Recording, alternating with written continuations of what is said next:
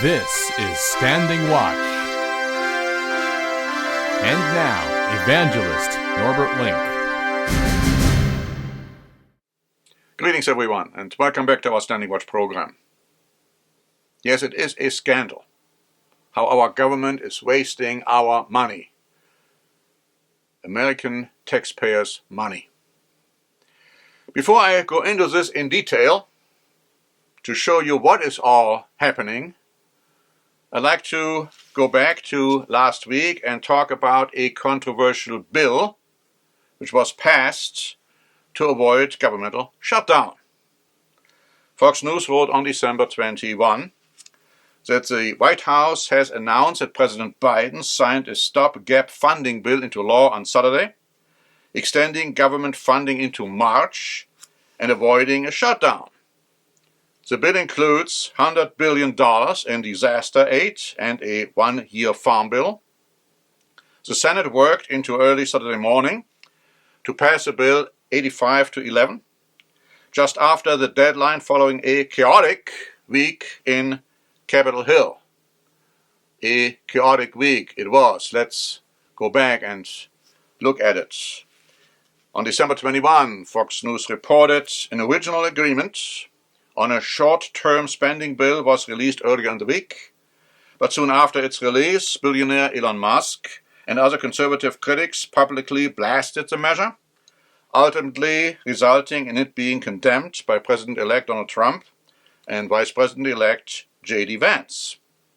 Meanwhile, as of Thursday, the U.S. national debt was at, now listen carefully, and we're talking about U.S. dollars, 36 trillion, 167 billion, 604 million, 149,000, 955,161 cents.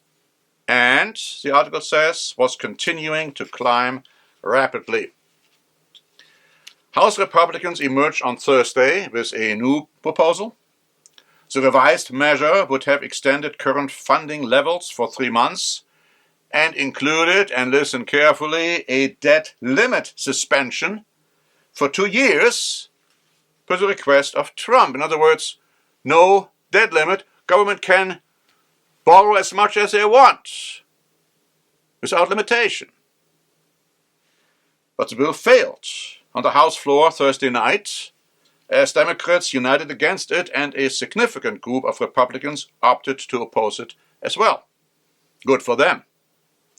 But then the third measure, which ultimately passed the House and Senate, was similar to the one that failed the night prior. However, the final stopgap did not include a suspension of the debt ceiling.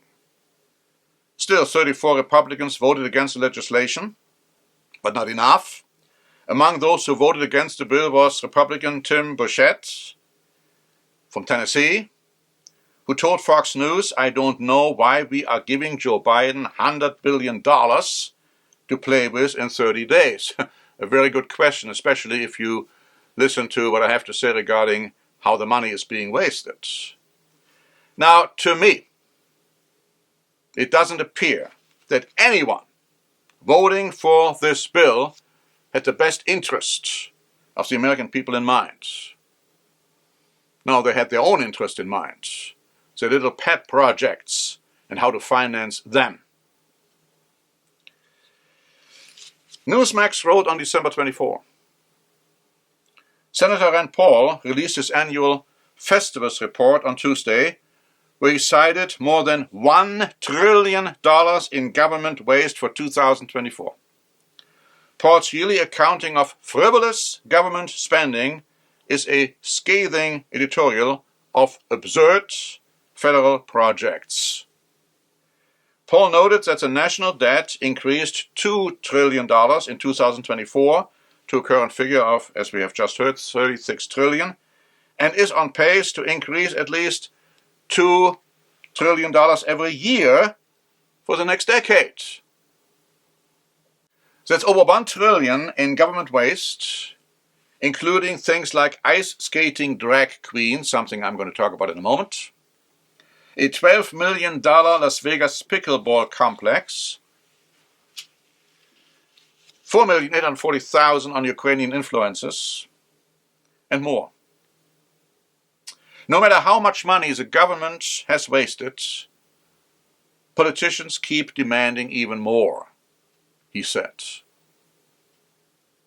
While hundreds of millions was listed in misused COVID funds, some of the more ludicrous government programs include the Department of Health and Human Services spending $419,000 to determine if, and you can't believe this one, lonely rats seek cocaine more than happy rats. $3 million on girl-centered climate action in Brazil. $288,000 to create safe spaces for bird-watching groups. And $123,000 to teach youth in Kyrgyzstan how to go viral. But that's not all by far. Fox News added on December 23, talking about the Birds on Ice grant. $10,000 was granted to Birds on Ice, an ice skating drag show on climate change put on by the Bearded Ladies Cabaret, a self-described queer cabaret arts organization. Additionally, the Agency for International Development spent $20 million on a Sesame Street spin-off show on Iraq in an effort to promote inclusion and mutual respect. Now you can only imagine how that spin-off show looked like. About $1.5 million was spent experimenting how different species, such as young female kittens, respond to motion sickness. According to the report, researchers would strap kittens to a table, where they are spun around in several directions and have holes drilled into their skulls to keep them in place. And it's all being done with your money, Paul writes, more than $1.5 million of it. Now let me just say, this is such an abominable thing. I mean, the cruelty of man when it comes to animals is terrible. I mean, animals are being mistreated by people all the time, but here we have governmental sponsored activities, terrible activities. And your and my money is being spent on these terrible things. God is going to hold these people responsible. Their cruelty will end.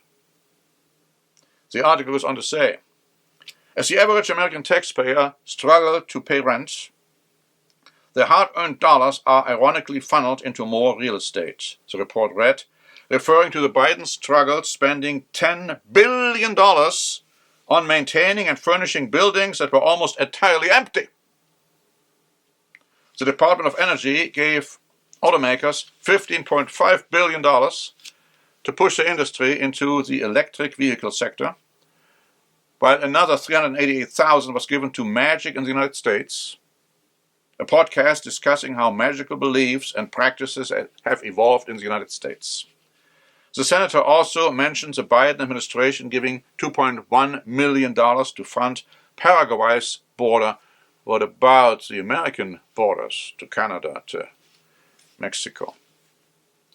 Now this appalling waste of taxpayers' money is even more egregious and abominable when realizing the astronomically high and totally unjustified amount of taxes which are being extorted by unscrupulous governmental agencies and officials from America's workers, just to spend them on useless and godless projects.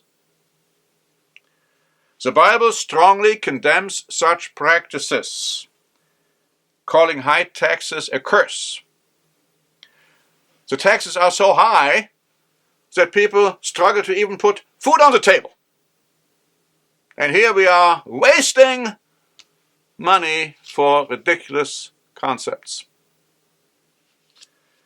Those who are directly responsible or who are indirectly responsible by being part of the system, quote unquote, will have a high price to pay. Now, we are told in the Bible that we have to pay taxes for conscience sake. Christ said, give Caesar what's Caesar's. give God what's God's. Paul says, yeah, you have to pay taxes.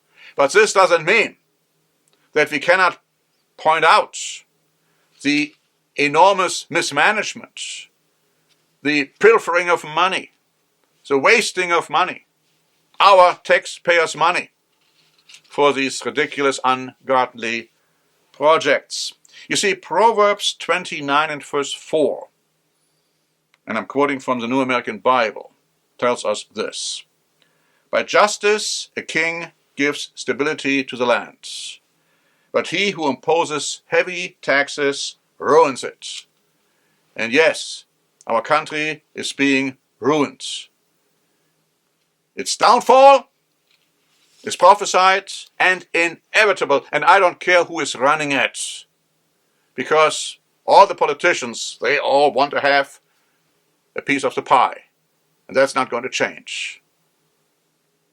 We have prepared a free booklet, The Fall and Rise of Britain and America. Please ask for a free copy, because it shows you from the Bible what is going to happen to our countries very, very soon. Until next time, this is Norbert Link for the Standing Watch program.